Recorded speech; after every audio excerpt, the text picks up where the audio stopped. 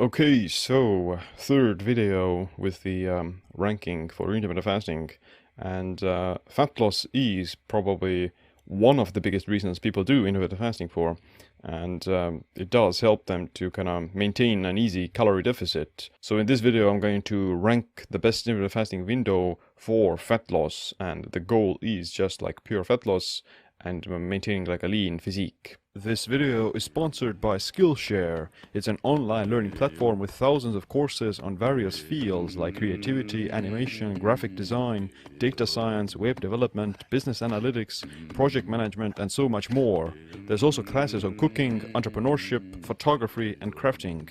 It's the perfect place to get invaluable life skills as well as business ideas to make a living with. The teachers are all experts in their field, and the videos are very easy to comprehend. Skillshare has classes to fit your schedule and skill level. The first 1000 people who use the link in the description will get 2 months free of Skillshare Premium.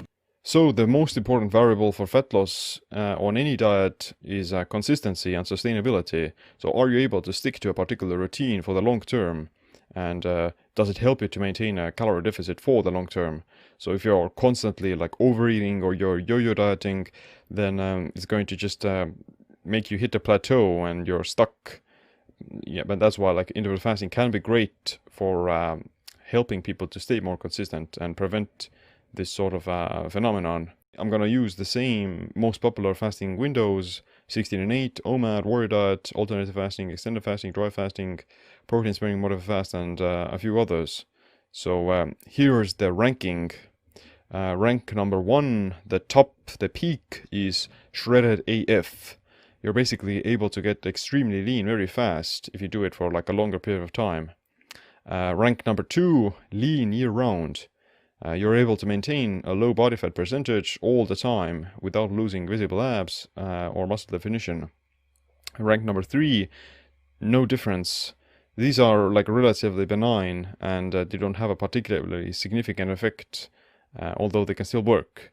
So you can definitely still get very lean with this rank. It's just it doesn't have like inherently like a extremely powerful effect on fat loss. Rank number 4, poor quality weight loss. Because although you might be losing weight on some diets, you may also lose muscle, which is definitely not ideal. And the problem is that you'll actually slow down your metabolism and you're going to end up with a low calorie intake just to maintain your weight. So I would say that it's not worth it, and it's like a poor quality weight loss. And lastly, at the bottom, rank number 5 is near starvation. So in here, you have to sacrifice all kind of enjoyment and satisfaction from eating because you have to basically starve yourself to lose weight, and just it feels like awful in a way. It doesn't have to be that sort of like a chore or even like a drudgery. So keep in mind that any intermittent fasting or any diet, it can make you lose weight and even get you shredded. So the most important variable is still how many calories are you eating and are you able to keep it going. So now let's rank these intermittent fasting windows for fat loss. And again, like the goal is just pure fat loss and weight loss. All right, let's start from the bottom, near starvation. I'm actually not going to put anything here. I'm going to keep it empty because I think that none of these windows that I mentioned, they don't feel like you're starving yourself. And some exceptions would be doing like extended dry fasting where you're not eating and you're not drinking water for 5 or 7 days. That will be like really pushing the envelope towards that starvation. And even these like super long fasts, like 10-day fasts and 14-day fasts, they can also be in this category because they're literally pushing the envelope so far that I think it's just stupid, and generally it's not worth it, or like at least most people don't need to do it, and they would actually be worse afterwards. So you don't need to go for that far to lose weight, and there are actually better ways of going about it. So yeah, like these extended super long fasts, I would put them here, like into this near starvation category, and they're definitely not needed. Rank number 4, poor quality weight loss. In here, there's gonna be juice fasting because you can lose weight by just juicing, but most of it is going to come from your muscle. So carbs and sugar, they're gonna break ketosis, they're gonna inhibit fat burning, so your body is just gonna start breaking down its own protein and muscle tissue instead.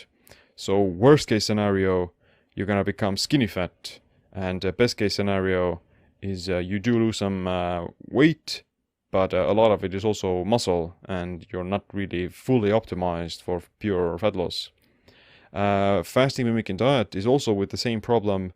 You're kicking yourself out of ketosis by eating, carbs, and therefore you'll burn muscle. So in the short term, you will definitely lose weight, but you're more likely to gonna gain it back after you go back to like a normal way of eating because it's natural. It's a rebound effect, and unfortunately, at that point, your metabolic rate will have also dropped slightly because you starved yourself and you also lost muscle, so it's harder for you to maintain your current body weight. And in worst case scenario, you actually end up gaining weight after you stop the fasting mimicking diet because your metabolic rate is lower and you have to kind of go on a more restrictive diet afterwards to maintain that new weight. Extended fasting, which is for like 2 to 3 days or even 5 days, isn't that big of a problem in terms of fat loss because you're going to shift into ketosis and you're burning primarily fat. However, after day 5 or even after day 3 for some people, you will inevitably start to lose muscle gradually, and your metabolic rate will also dumpster dive at that point. So I would say that shorter fasting for like 3 days is okay, and it will make you lose a bunch of weight and a bunch of fat if you're in ketosis, but longer than that, longer than 5 days or such, then that's definitely not the best solution, and it's not gonna end up with like quality weight loss. Rank number 3, no difference. I'm gonna put here fat fasting because eating only fat isn't gonna break ketosis, and you will stay in this pure fat burning state. However, fat also has a lot of calories, and you can't consume unlimited amounts of bulletproof coffee or unlimited amounts of MCT oil while fasting and still lose weight because it's going to just exceed your daily calorie intake eventually. So it's hard to accomplish. It's hard to eat 2,000 calories of fat, but it's still possible. So that's why I put here the no difference rank. So it's not inherently making you burn more calories or burn more fat. It's just kind of benign and depends only on your calorie intake for the day. I'll also put here all the daily time restricted eating windows like 16-8 OMAD, the warrior diet, and targeted intermittent fasting, because they aren't inherently going to make you burn more calories or fat. They just help you to eat fewer calories, and they're going to be more satisfied from less food. So they're just a way of controlling your calorie intake.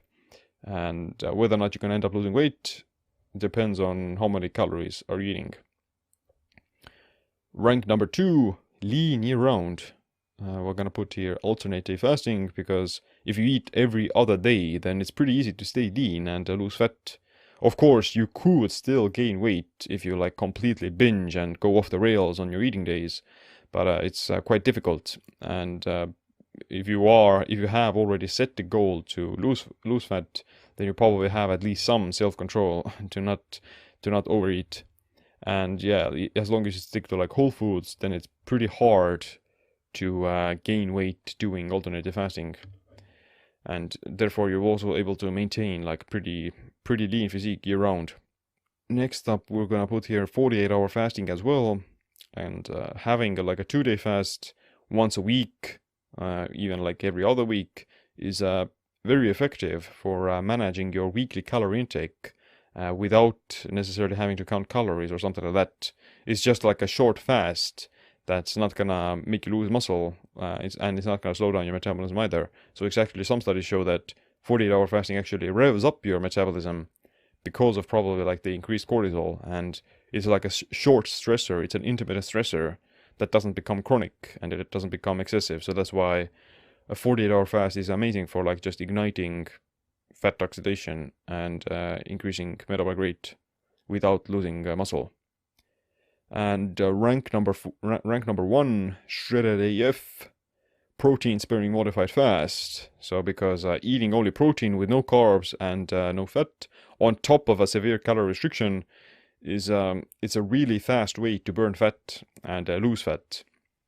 So it actually makes you burn more calories than regular fasting, because protein has the highest thermic effect of food, and it also maintains muscle. So if you eat only like 1,000 calories or 800 or 1,000 calories of protein, then you'll basically prevent all muscle catabolism, and at the same time you'll also increase your metabolic rate and you'll increase the daily calorie burn. So arguably a protein sparing modified fast would end up with more fat loss than a regular water fast where you're not eating anything, just because of the protein aspect and just because of the muscle preservation. So yeah, it's a pretty effective way to go, like or to lose fat really fast. And lastly, we're gonna put here dry fasting as well, because dehydration is gonna promote ketosis as well as fat oxidation, because the body starts producing water from its own fat stores. So this will not only make you lose fat, but it also accelerates water weight loss. So you're gonna have less bloat, you have less inflammation, and your waist probably gets smaller because your body carries less water and less food as well. So of course, it can also lead to muscle loss because dehydration also suppresses mTOR. But if you dry fast for like only 48 hours, then it's not a big of a problem. And you also have ketosis protecting against that. Dry fasting within 24 hours, like a Ramadan, or dry fasting for 24 hours, that's also pretty effective. But in that case, I wouldn't put it into shredded AF or the rank 1. I would put it into maybe like no difference, because if you're still dry fasting throughout the day and then you eat at night, then you still have to maintain a calorie deficit, because it doesn't violate these rules of thermodynamics. You still have to maintain a calorie deficit. Alright, and again, I have to remind you that this list is pretty subjective. Like, whether or not it's going to work still depends on how you're going to apply it and what you do after the fact.